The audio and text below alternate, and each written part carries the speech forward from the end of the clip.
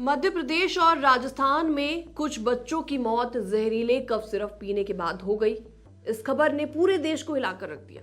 WHO ने भी इसके बाद भारत से सवाल पूछा कि क्या ये दवाइयां दूसरे देशों में भी भेजी गई थी, क्या ये कफ सिरप अमेरिका भी भेजी गई थी। इसको लेकर FDA ने क्या स्टेटमेंट जारी किया है, इसके बारे में आपको डिटेल में बताते हैं। नमस्कार, मैं हूं आपके साथ प्रेरणा कौशिक।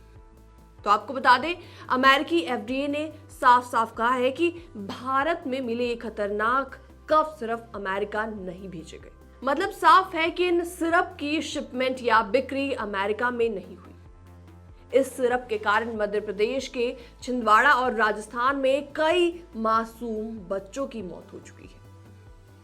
बच्चों की मौत का कारण किडनी फेलियर बताया जा रहा है, जो इस जहरीले रसायन के कारण होता है।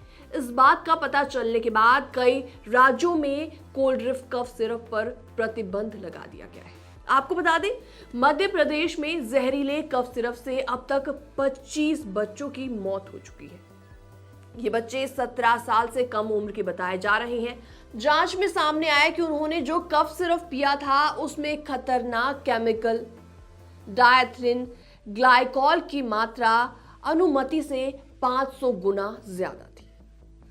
तो ये सभी मौतें कोल्ड ड्रिफ्ट नाम के ब्रांड की दवा से जुड़ी है, जिसके बाद भारत सरकार ने इसको बैन कर दिया है। अब WHO ने भी साफ कहा है कि भारत की दवा इंडस्ट्री में रेगुलेशन की कमी, यानी कि दवाओं की जांच परख में खामियां है। भारत की central drug standard control organization, जिसे CDSCO भी कहा जाता है, उसने अमेरिका को बताया कि ये सिरप सिर्फ भारत में ही बेचे गए थे, विदेश में नहीं गए।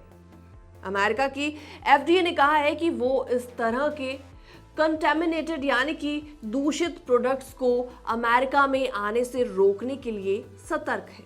उन्होंने दवा कंपनियों को गुणवत्ता और सुरक्षा बनाए रखने की सख्त हिदायत दी है। भारत में बनी कुछ दवाओं पर पहले भी सवाल उठ चुके हैं, जैसे कि अफ्रीकी देशों में बच्चों की मौत के मामलों में भी भारत दवा कंपनियों का नाम सामने आया था। इसलिए अब दुनिया भर में भारत की दवा इंडस्ट्री की साख और निगरानी दोनों पर कई बड़े सवाल उठा रही है। फिलहाल इस रिपोर्ट में इतना ही। बाकी तमाम अपडेट्स के लिए आप बने रहिए हमारे साथ।